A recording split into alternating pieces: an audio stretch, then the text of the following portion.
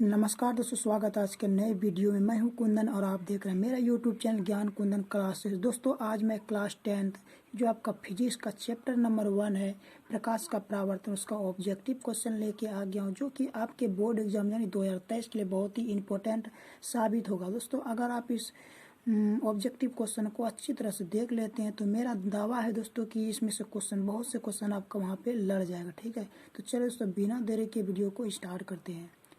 चलिए दोस्तों, आज का पहला क्वेश्चन है दोस्तों, किस दर्पण में केवल आभासी प्रतिबिंब बनेगा। देखिए जो दोस्तों समतल तथा उत्तल दर्पण होता है उसमें केवल दोस्तों आभासी प्रतिबिंब बनता है। तो दोस्तों इसका राइट आंसर हो जाएगा दोस्तों डी हो जाएगा। ठीक है, चलिए दोस्तों अगला क्वेश्चन है, समतल दर्पण में प्रतिबिंब की प्रकृति क्या होती है। दोस्तों जो समतल दर्पण उसमें प्रतिबिंब की जो प्रकृति होती है दोस्तों वो होता है आभासी तथा वस्तु के बराबर। ठीक है दोस्तों, इसका आंसर डी हो जाएगा। चलिए दोस्तों 3 नंबर क्वेश्चन है, गोलीय दर्पण की फोकस दूरी उसकी वक्रता त्रिज्या की होती है। तो दोस्तों जो देखिए गोलीय दर्पण की जो फोकस दूरी उसकी वक्रता त्रिज्या की होती है दोस्तों, जो होती है आधी होती है। ठीक है, तो चलिए 4 नंबर क्वेश्चन की बढ़ते हैं। 4 नंबर क्वेश्चन है दोस्तों, प्रकाश तरंग उदाहरण है। प्रकाश तरंग जो उदाहरण दोस्तों वो विद्युत चुंबकीय तरंग का एक उदाहरण, तो इसका आंसर दोस्तों बी हो जाएगा। ठीक है, अगला क्वेश्चन है दोस्तों, दर्पण सूत्र है। इसमें से बताना दोस्तों दर्पण सूत्र कौन है। तो इसमें दोस्तों जो एक कंडीशन है, अगर माइनस चिन्ह लगा रहे तो हमेशा क्या होता है लेंस में चला जाता है। ठीक है, लेंस सूत्र। अगर प्लस में रहे तो वो क्या होता है दर्पण सूत्र। यहाँ पे देखिए दोस्तों 1/v प्लस 1/u बराबर 1/f, तो इसका जो दर्पण सूत्र दोस्तों यही हो जाएगा। ठीक है, चलिए 6 नंबर क्वेश्चन की ओर बढ़ते हैं। 6 नंबर क्वेश्चन है दोस्तों, गोलीय दर्पण में फोकसांतर एवं वक्रता त्रिज्या के बीच संबंध है। तो इसमें बताना है दोस्तों क्या संबंध है। तो देखिए दोस्तों इसमें संबंध है F बराबर R/2। जो दोस्तों गोलीय दर्पण की फोकस दूरी होती है वो दोस्तों वक्रता त्रिज्या की आधी होती है, यानी F बराबर R/2। ठीक है, चलिए दोस्तों 7 नंबर क्वेश्चन की ओर बढ़ते हैं। 7 नंबर क्वेश्चन है दोस्तों, एक गोलीय दर्पण द्वारा बने प्रतिबिंब का आवर्धन ऋणात्मक है तो प्राप्त प्रतिबिंब क्या होगा। दोस्तों एक हमेशा जो गोलीय दर्पण का जो आवर्धन होता है यदि दोस्तों वो मतलब वास्तविक बन रहा है, ठीक है दोस्तों, तो हमेशा वो क्या होगा उल्टा होगा, यानी एच बीम जो है H1 तो हमेशा क्या होगा उल्टा होगा। दोस्तों इसका आंसर ए हो जाएगा। चलिए दोस्तों क्वेश्चन की ओर आगे क्वेश्चन बढ़ते हैं। तो चलिए दोस्तों 8 नंबर क्वेश्चन है, सोलर कुकर में व्यवहार किया जाता है। दोस्तों देखिए सोलर कुकर में जो व्यवहार किया है तो वो दोस्तों अवतल दर्पण का व्यवहार किया जाता है। ठीक है दोस्तों, इसका आंसर नंबर ए हो जाएगा। 9 नंबर क्वेश्चन है दोस्तों, मोटर चालक के सामने दर्पण लगा रहता है। जो दोस्तों मोटर चालक है उसके सामने कौन सा दर्पण लगा रहता है। तो दोस्तों इसके सामने जो लगा रहा है दोस्तों उत्तल दर्पण लगा, क्योंकि उत्तल दर्पण में होता क्या है दोस्तों, जो बड़ा प्रतिबिंब है उसमें ये छोटा प्रतिबिंब कर देता है, यानी जो बड़ा चीज रहता है उसको उसमें छोटा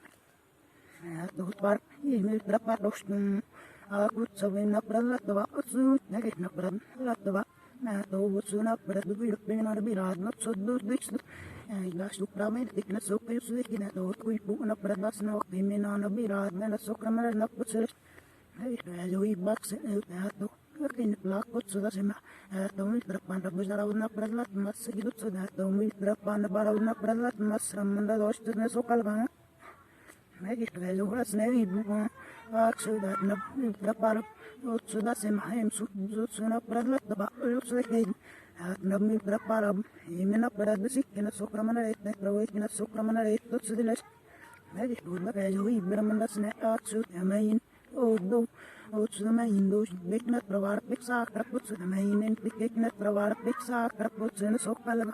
Make it away, I'm not so good. Axels with Dragnamagi, Makadi, Sotso, with Dragnamagos, and Pixar, Dragnamagin, Pixar, and a Sokramana, Otsel, Agitato, Napalatva.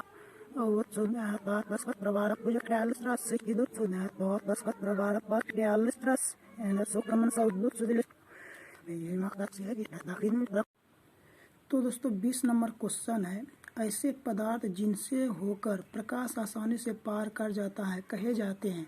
देखिए दोस्तों, जो ऐसे पदार्थ से प्रकाश आसानी से पार कर जाते हैं वो दोस्तों हमेशा पारदर्शी पदार्थ कहलाता है। ठीक है दोस्तों, इसका आंसर नंबर ए हो जाएगा। 21 नंबर क्वेश्चन है दोस्तों, हमारी आंखें जो देख सकती हैं वे वस्तुएं होती हैं। जो देखिए, हमारी आंखें जो देख सकती हैं वो हमेशा दोस्तों दीप्त या प्रदीप्त वस्तुएं होती है। ठीक है दोस्तों, चलिए दोस्तों 22 नंबर क्वेश्चन की ओर बढ़ते हैं। 22 नंबर क्वेश्चन है, यदि किसी बिंब का प्रतिबिंब, समझिए दोस्तों क्वेश्चन को सही से, यदि किसी बिंब का प्रतिबिंब का आवर्धन ऋणात्मक है तो उस प्रतिबिंब की प्रकृति क्या होगी। यहाँ कहने का मतलब ये है दोस्तों, जो बिंब यानी कि जो वस्तु की जो ऊंचाई है और प्रतिबिंब की ऊंचाई, अगर उसका आवर्धन ऋणात्मक है तो उसका प्रतिबिंब की प्रकृति क्या होगी।